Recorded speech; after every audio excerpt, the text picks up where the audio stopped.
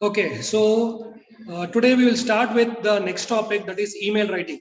I hope all of you have your own email IDs, yes or no?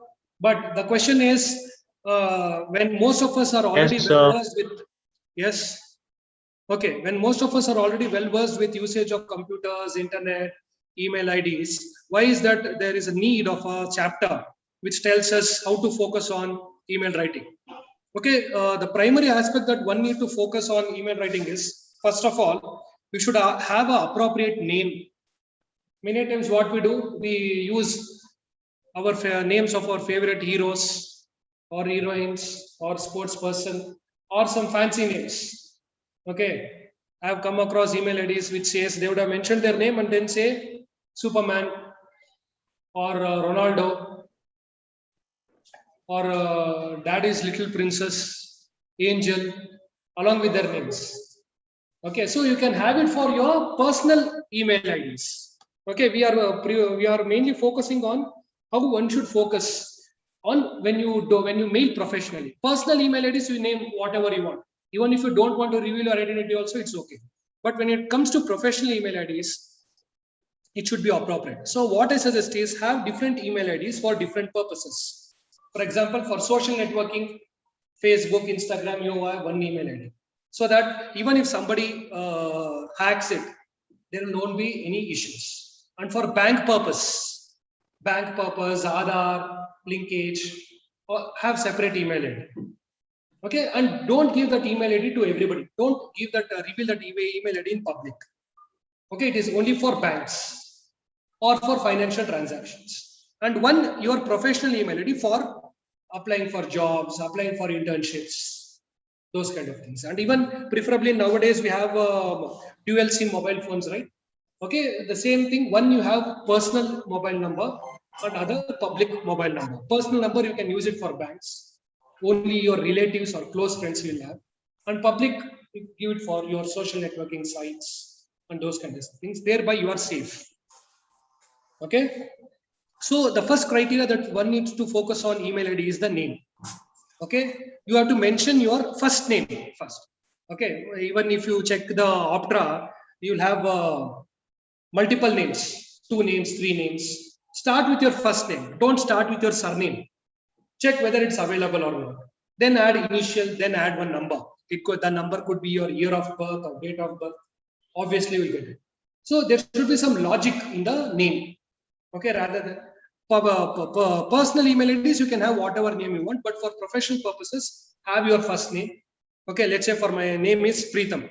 Okay, it should be Preetham, initial K, and any number, because at times it asks for number, because there will be many people who would have already bought that particular email ID or have access to that particular email ID. Some number you mentioned, it could be your lucky number, year of birth, date of birth. Okay, then at gmail.com. So gmail.com is advisable because most of us use it. Well, because many times, for example, Hotmail, Rediff Mail, many times it may become non-existent also in the upcoming days. So it's always advisable to use Gmail email ID which has larger reach, which most of the people use. First criteria is it should be appropriate. Name should be appropriate. The name. Okay, then password. Password, as per the reports, suggest if you have an capital letter with some special characters, hash, at, and number, it's very difficult for anybody to hack. Okay, it should be a mix of small letter, capital letter, special characters like at, hash, and number. So the chances is extremely less. So any passwords, it should be like that. One small letter, one capital letter, and they would have mentioned minimum 8 characters required. That you choose. Okay, don't never mention your year of birth or date of birth as the password. So because they will guess, the hackers may guess. So always have this thing in mind. Small characters, capital characters, special characters, numbers. And 8, totally 8 characters should be there, and you see whichever is more convenient for you. It should not be evident. People should not be able to guess. Okay, like that you should have. So now we are done with the characters, the name, and the passwords. The next aspect is, let's say you want to mail somebody. When you want to mail somebody, the prominent aspect is the subject line. The subject line should be clear cut, because even you as students only would receive at least 10 mails per day. 10 mail into your inbox. Yes or no? 10 mail into inbox. Will you open all the email IDs? I mean emails? No, sir. You'll Just open look into the subject line. If you like it, you open it. Otherwise, you just unread and delete. That's what happens when you send your CVs also, requesting for internships or jobs. Okay, your subject line should be clear cut. You can mention important. Okay, application for marketing position at Amazon, Bengaluru. So if you in a clear cut manner, mention it in the subject line itself, people will be able to identify, yes, this is important. This is a important mail which one needs to look into. See, imagine you as common people, students only, if you receive 10 mails, do you think, can you guess how many mails will the HR receive? HR of a company? HR of a company related to job applications only, he or she will receive hundreds of mails. Do you think they will open each and every mail? No. By looking at the subject line only, they will reject or select. Because they don't have time. When you are getting 100 applications for 10 posts, do you think they will open each and every emails or any communication for that matter? No. So they will look from the subject line only, they will delete, reject or select. So your subject line should be appropriate, should be clear cut. Okay, whatever you want to mention in the body of the letter, the same thing you have to mention. And other thing is, let's say many times the content is not much. The content is just this. What is it? Application for marketing position at Amazon Bengaluru. In the subject of the email also the same thing you have written. So in order to save the time of the reader, at the end of the subject line, within brackets you can write EOM in caps. EOM means end of the mail. Means you can write it to own, assuming that the reader knows it. I got to know when I started teaching this subject matter. Till this time, even I was not aware of it. If you write in the subject line within brackets EOM, it means it's the end of the mail. You need not open the mail for the subject, because whatever is in the subject, the same thing is in the subject line. Whatever is in the body of the mail, the same thing is in the subject also. If you write application for the marketing post at Amazon Bengaluru within brackets EOM, it means even in the body of the email also the same thing is mentioned. You need not open the mail and look into my body. Okay. So that's very important. Okay. One is subject line. I hope all of you are clear. It should be relevant. It should be appropriate. Next comes the body, content of the email. In the content, you should salute. The salutation is very much important. Okay. Let's say you do not know who is the HR. Then you can say dear sir or madam, because you do not know whether the HR is a male or female. Okay. It should be gender neutral. If you just say dear sir, you are assuming that the HR is a male, and if it happens to be a female, she may get offended. Why is he or she is not gender neutral? See, in these are all called soft skills. In corporate sector, they check whether you are relevant to this position. They don't want to waste their time on training you.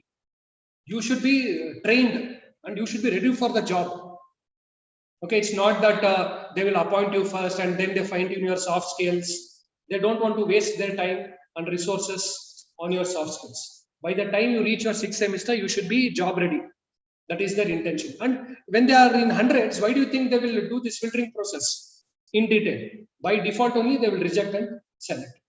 Okay, dear sir or madam, if you do not know, and anyhow, when you are meaning for the first time, you should address them as sir or madam.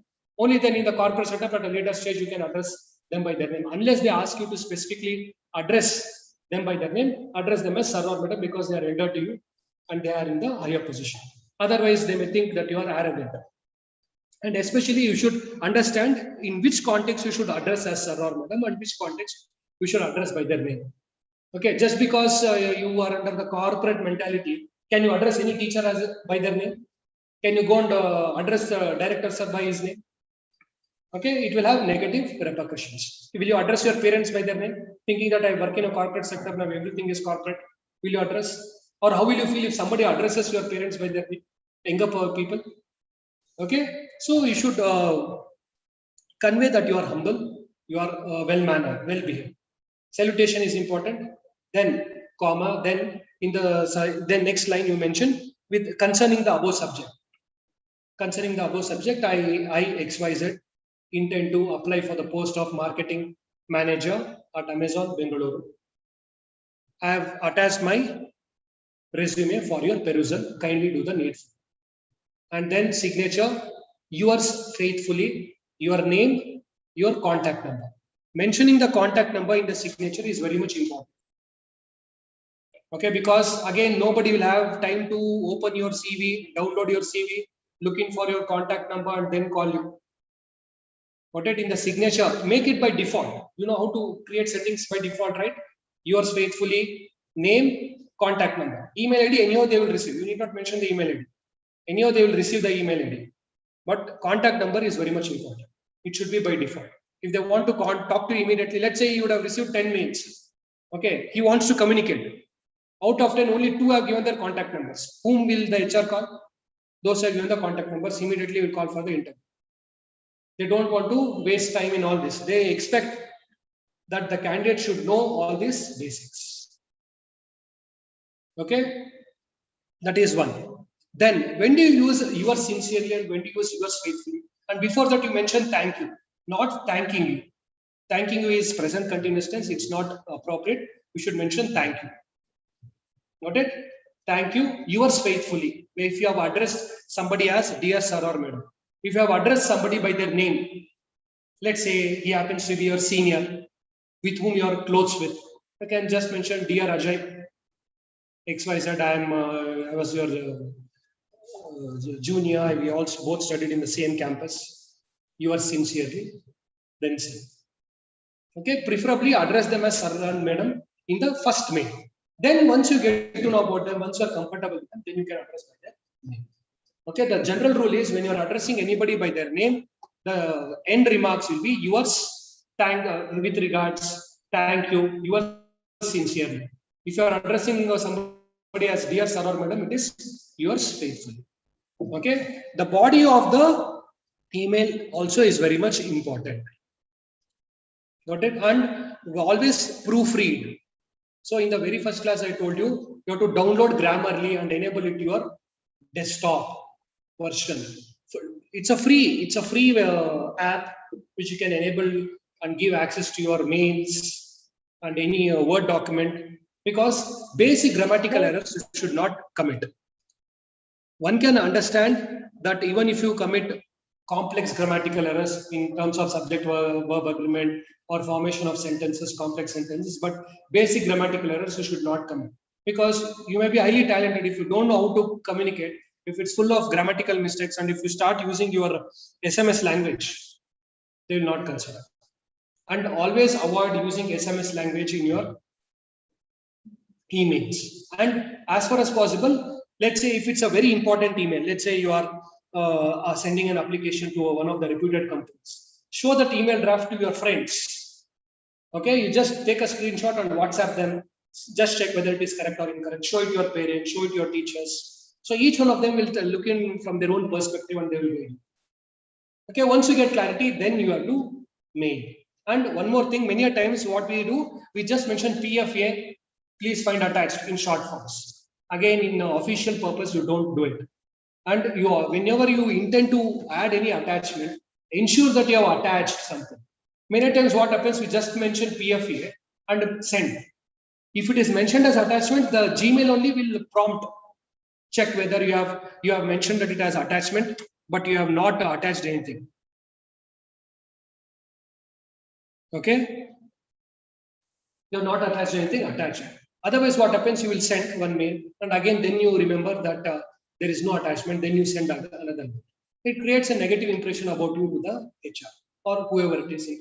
This person is not that much focused. Okay, they have done it in a hurry. They are not serious. Okay, you would have done out of by mistake, or not out of sheer negligence, but they will interpret in that manner. If you are not able to send one basic mail in an appropriate manner, how can they expect you to work properly? Yes or no? So that is the basics. So did you understand the basics? So next class, now what I want to do is, Now, since I have already told you how to create email IDs. Have you all created your email IDs professionally? So online students, all of you message your email IDs in the chat box quickly. Whatever email IDs that you have now, not CMS email ID. And one more important thing, never use dot or underscore or hyphen in your email IDs. What happens, let's say you would have mailed, that person copies. While copying or while sending, if they miss that dot or hyphen or underscore, you will not receive that email ID. Got it? Therefore, avoid dot, underscore, hyphens, those kind of symbols. Let it be plain. First name, number at gmail.com. Gmail.com is by default, dot is there, that is not an issue. But in your name only, instead of mentioning K Preetham with some number, if I say Preetham.k, if somebody misses that dot, I will not receive the mail. Who are at loss? You are at loss. Got it? Okay, now Nidyati 10. Okay, and one more thing, there at times there will be confusion. Here Nidyati, NIDHYATI. At times there will be THI. So you should be cautious whether you want to add TI, THI, which is more comfortable for the reader or the sender, that you take into consideration. Okay, because in our understanding is THI means T, TI means T. Understood, Nidyati here? Nidyati, are you there? Yes, sir, I got it. Yes, sir, I got it. So, is this your official name in your SSLC marks card also? No, sir. What is your official name? Nidyati G. Chawla. Nidyati G. Chawla. Okay, no, TI or THI? Sir, it's TI only. TI. Okay, so you should be cautious. At times, general understanding is what? THI means T, TI means T. Okay, you look into that matter. But you can retain this, not an issue. Ritika, what is this? 202201. Tejas 18, Savardekar. Tejas, avoid this surname, because while typing they may mistype it. You just mention Tejas will be sufficient. What is this? Kotari Rishita. Rishita, again, avoid a surname, just mention Rishita, because while typing they may misspell it. There are few times the emails are not available on Google. That time you use numbers. That time you use your date of birth. Date, month and year, I think definitely you will get. See, there is, for personal you can have whatever. For professional I am suggesting. Because let's say while typing, for Savardekar, if I miss one letter, it will not reach you. Do you think I will be mailing 200 people? Do you think I will again mail it to you? Do you think the HR people will have time for all that? So to be on a safer side, just have your, see, Bishnoi Ekalavya, not 7. What man, James Bond? Just now I told you, Bishnoi. Rai Akshit 7. Tripti Giriya 06. Mine is Rohan George. Why such a lengthy name, man? Rohan George Manoj. Who will type? So the activity for you, assignment for you next class is, you should create one professional email ID. It should just have your first name. If you want initial, then some number. It should be, there is some logic to that number. Don't use not 7 at gmail.com, because it will be good for you also. Nobody will miss. Ritika Chetri. Again, avoid surnames. As I told you, you can just use C. Aditi Jha, okay. Y Shriya 2004. Okay. Kushbu Agarwal 0501. Okay. Sujal Reddy. Okay. Amsaleka 104. Okay. So I hope you got the gist of how you should focus. Got it? There should be complete clarity regarding what you write. Understood, online students? Any doubts? Any doubts here? No, sir. Okay, so by next class, I want all of you to have your professional email IDs. Just like how I told you. So only then it will be better. So now let's focus on the theoretical discussion.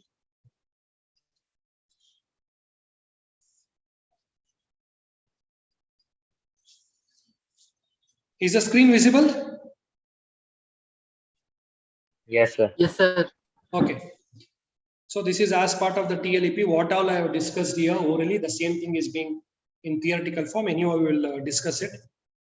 Okay, improve your email writing with these 9 helpful posts.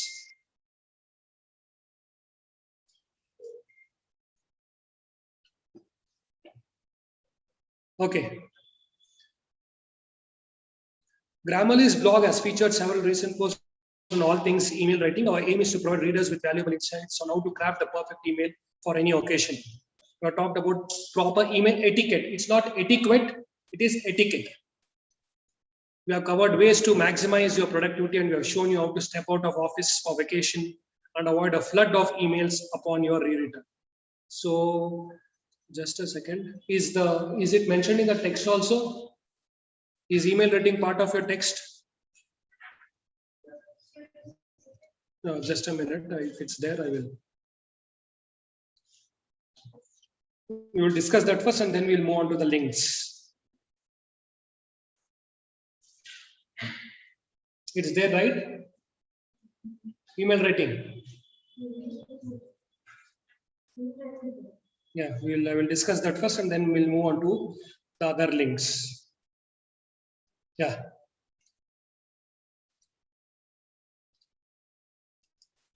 Is the screen visible, students?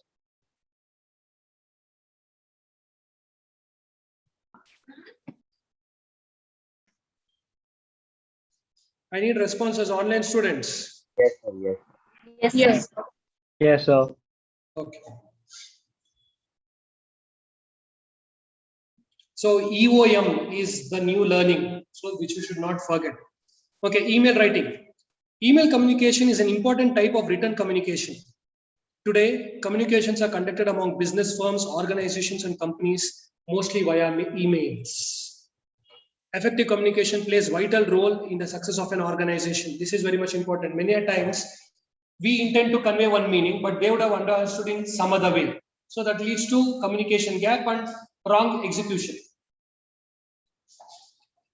Every organization, great or small, uses different forms of communication to impart and convey information and messages, and to ensure its links are stronger with other, both inland and overseas organizations. So email communication happens within the organizations also. Within means within one organization, just like how we CMS, faculty members and students have CMS email IDs. That is within the organization. And between the organizations, let's say I mail it to some faculty in Jain College, Jayanagar branch. They will have different email IDs.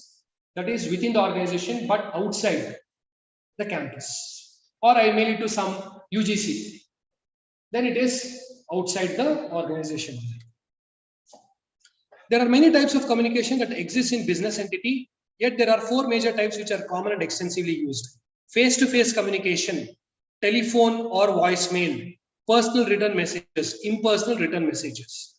So for business, you communicate in various ways. One is face-to-face, meeting everybody personally. Now, because of advancement in science and technology, earlier business meetings used to happen face-to-face. Now through Zoom meeting, you can connect.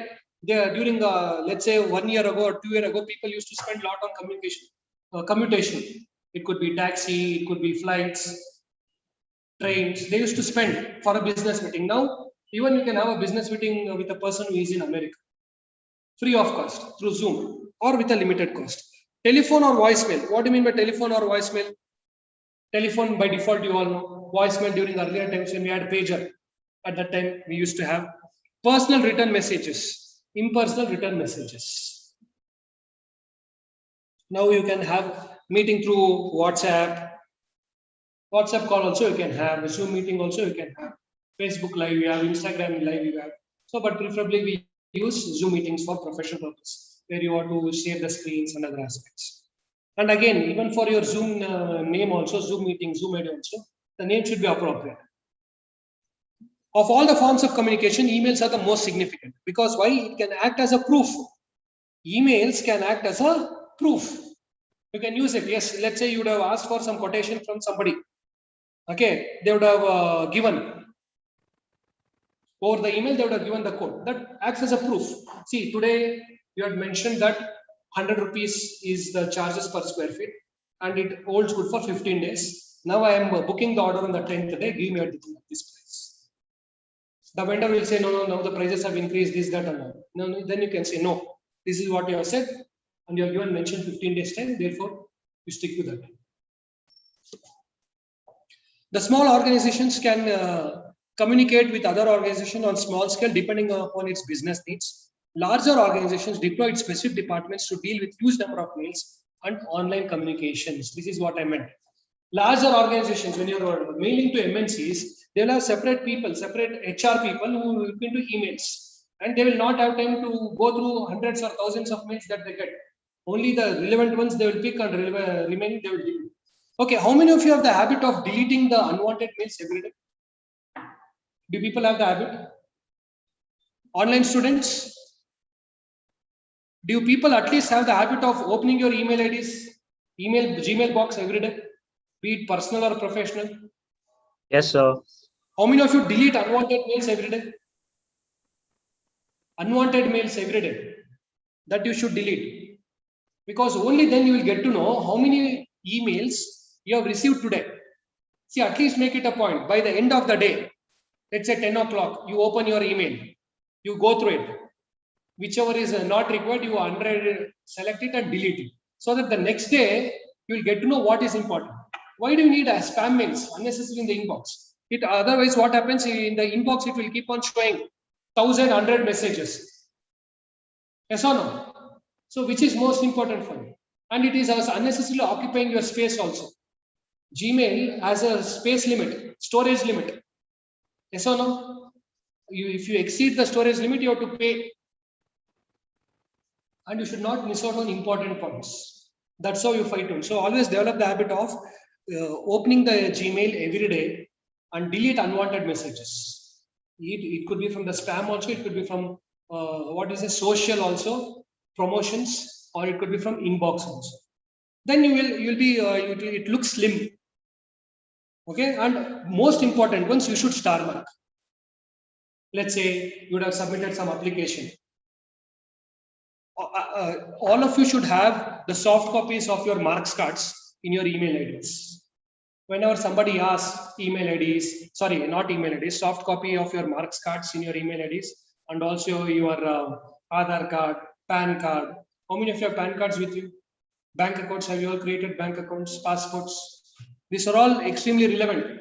You should get updated. How many of you have linked your Aadhaar to your mobile number?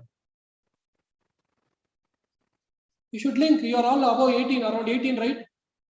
Then what is the difficulty? You should have your Aadhaar cards, PAN cards, have a bank account. Let's say you want to apply for some projects.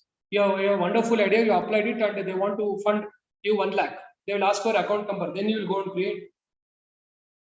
In some basic account you should create, where 1,000 rupees or 3,000 rupees is the minimum balance. There you create it. Yes or no? You use Google Pay, right? Do you use Google? For Google Pay, you need bank account, isn't it? Yes or no? You don't use Google Pay? Why? She does not use it since. Why? Why don't you need it? All the time you will use cash during Corona time. It's not the question of whether you need it or not. You should be updated, upgraded to how your peers use technology. Let's say you commute by auto or bus. Bus you leave, you have to give money only. Let's say you buy something. You exchange, you have 100 rupees, you exchange money. Now because of touch, most of the diseases are spreading. Yes or no? You touch the note and you clear your eyes, nose, you get infected. Yes or no? So you should be updated. So where did I stop? Business needs. As business students, you should be upgraded towards technology. Many people are coming with their own ideas, new ideas, innovative ideas. You have PCL, all this kind of things. Let's say based on your idea, university wants to fund you. To which account will they fund? Or you got some scholarship because of some idea. Again, then you will go and create. But the moment they get to know that these people don't have their bank accounts, they will give for some other thing. These people are not upgraded what idea they will create, what innovative technology they will do. Okay, to cope with this challenge, they employ special IT staff to manage and maintain the availability of this communication media. Of all the modes of communication that are used so far, email has attained the most important place in the world of business. Without email, the promotion and development of the business is almost impossible. This is why business communications and correspondence are carried out mostly through email. Okay, and again, even there are a lot of rules and regulations regarding how many emails you need to send per day. Okay, whether it will go to spam mails, those kind of things. We should be aware of that. Types of emails. Emails are of three types: semi-formal, formal, and informal. Semi-formal email written for a colleague or a teammate within a project comes under this category. Let's say you're mailing it to your classmates. Then you can say, hi Gaurav, I need materials related to this additional English. Please share the links. That's okay. Thank you. How will you salute? You will not say yours friendly. You can say sincerely. You can not mention. Thank you. Regards. Yours best friend. Like that you can mention. With a friend, you have the liberty to violate the rules. The language used is simple, friendly, and casual. Modesty and dignity must be maintained. Don't use their nicknames and all in the email, because that email could be shared. While WhatsApping them, you can use, but any professional purpose, don't use nicknames. Formal email. Suppose we are writing or composing an email for any type of business communication. It will come under the category of formal email. Not only business, any professional purpose. Formal email writing will be an email written to companies, government departments, school authorities, or any other officers. Informal email. An informal email is written to any relatives, families, or friends. There are no particular rules for informal email writing. A person can use any language of this or other choice. So nowadays we don't use this informal email at all because we just WhatsApp. Semi-formal and formal we do. Okay. And the main advantage of email is you can store it. It will be stored permanently. Let's say you ask your friend or classmate to share additional English e-textbook via WhatsApp and e-textbook via email ID, where you can store for a longer time. In email ID, Gmail ID, WhatsApp at times where you want to, there is no space in your mobile phone. You press on delete all documents, it will get deleted. Or by default, you mention clear chat. You clicked on clear chat accidentally. You are not starred it. Then also it will get deleted. At times, if you have changed your mobile phone, if you have not done proper backup, you will not get proper backup also. Or if the other person has deleted, let's say I send the document to you via WhatsApp, and I delete it after 15 days from my WhatsApp, you will not have it. So it's always better to have official documents in email. So even after 5 years, you will have that document in the email. Got it? Then, so structure of an email, how to write a proper mail, closings, benefits of email, common mistakes, commandments of email etiquette. Okay. So all this will. So now you got a clear idea, right, regarding the types of email, basic etiquette that you have to follow. So in the next class, you'll be focusing on how to write a proper email technically.